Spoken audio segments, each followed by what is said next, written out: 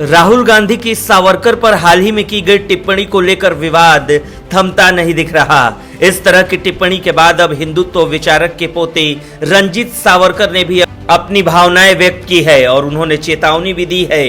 उन्होंने कहा कि अगर राहुल गांधी वीर सावरकर पर दिए अपने बयान पर माफी नहीं मांगते हैं तो वो उनके खिलाफ एफआईआर दर्ज करवाएंगे। रंजीत सावरकर ने कहा कि कुछ कांग्रेसी भी वीर सावरकर की बदनामी से खुश नहीं हैं। सावरकर के पोते रंजीत ने गांधी परिवार को चेतावनी देते हुए कहा कि अगर राहुल गांधी सावरकर पर अपने बयान के लिए माफी नहीं मांगते हैं तो उनके खिलाफ प्राथमिकी दर्ज कराएंगे। उन्होंने राहुल गांधी को सावरकर द्वारा माफी मांगने वाले दस्तावेजों को दिखाने की चुनौती दी। रंजीत सावरकर ने कहा कि कांग्रेस पार्टी मुसलमानों के वोट को बटोरने के लिए ऐसा कर रही है। उन्होंने कहा कि मैं पहले ही राहुल गांधी और सोनिया गांधी दोनों के खिलाफ महाराष्ट्र की एक स्थानीय अदालत में आपराधिक मानहानि का मामला दर्ज करवाया हुआ है। उन्होंने कहा कि सावरकर जी का विरोध करके उन्हें लगेगा कि बीजेपी का विरोध होगा। महाराष्ट्र में भी सावरकर जी की राजनीति के नाम का प्रयोग हो रहा है। राहुल गांधी द्वारा सावरकर का नाम राजनीति के लिए किस तरह से बदनाम किया जा रहा है, ये देखकर वाकई दुख होता है।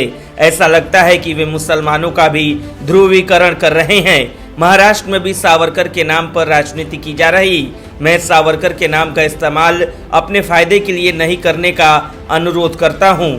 रंजीत सावरकर ने आगे कहा कि संजय राउत और उद्धव ठाकरे के मन में सावरकर के प्रति सम्मान हो सकता है, लेकिन जब तक वे सावरकर के लिए अपना समर्थन नहीं दिखाते इसका कोई मतलब नहीं है। अल्टीमेटम देने के बाद भी कांग्रेस नहीं रुकी और उद्धव गुट ने अभी तक कांग्रेस को अलग नहीं किया है।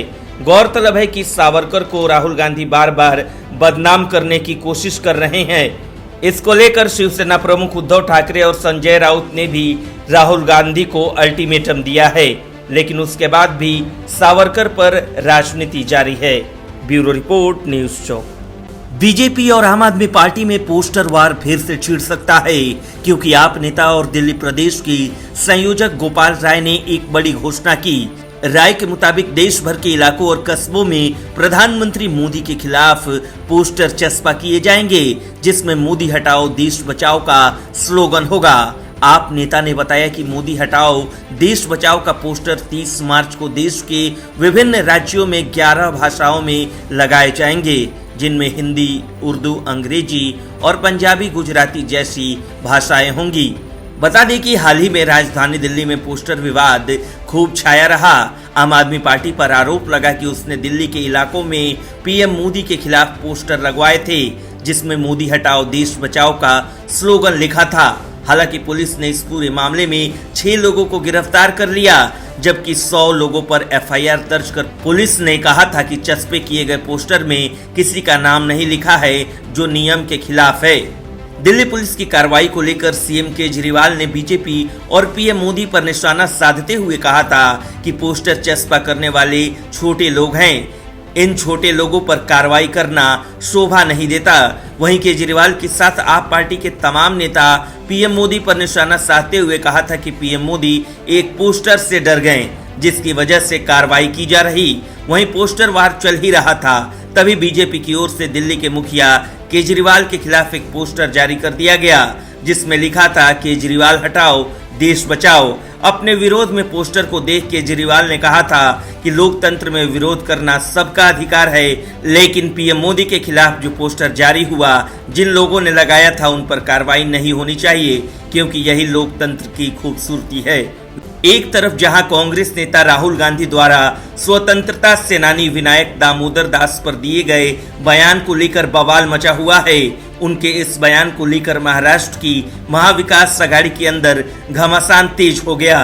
इतना ही नहीं, राहुल गांधी के सावरकर के बयान के बाद महाविकास आघाड़ी गठबंधन में दरार पड़ती दिखाई दे रही। वहीं दूसरी तरफ कांग्रेस के दिग्गज नेता हरीश रावत ने उनके बयान का सपोर्ट किया। हरीश रावत ने कहा कि राहुल गांधी ने जो कहा वो ऐतिहासिक तथ्य है।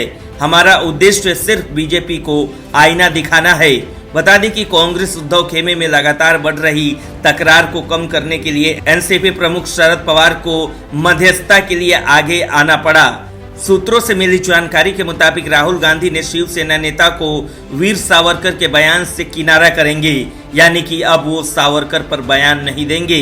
बता दें कि सांसदी जाने के बाद राहुल गांधी ने मीडिया से रूबरू होते हुए कहा था कि मेरा नाम सावरकर नहीं है, मेरा नाम गांधी है, गांधी किसी से माफी नहीं मांगता। उनके इस बयान के बाद उद्धव ठाकरे गुट ने उनके खिलाफ मोर्चा खोल दिया था। महाराष्ट्र के मालेगांव में उद्धव ठाकरे ने जनसभा को संबोधित करते हुए सावरकर का अपमान करने पर राहुल गांधी को सख्त चेतावनी भी दी थी। इतना ही नहीं, राहुल के इस बयान से उद्धव गुट इस कदर गुस्सा हुआ कि दिल्ली में कांग्रेस अध्यक्ष मल्लिकार्जुन खड़गे के घर पर विपक्ष के लिए रखी गई डिनर पार्टी में शिवसेना यूबीटी का कोई भी नेता शामिल नहीं हुआ।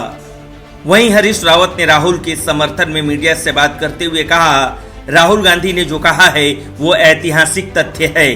कांग्रेस ने भी वीर सावरकर का सम्मान एक स्वतंत्रता सेनानी के रूप में किया। इस मामले में कांग्रेस कोई हमलावर नहीं है, ये सिर्फ एक ऐतिहासिक तथ्य है जो संदर्भ में है। हमारा उद्देश्य सिर्फ बीजेपी को आईना दिखाना है। ब्यूरो रिपोर्ट, न्यूज़ चौक।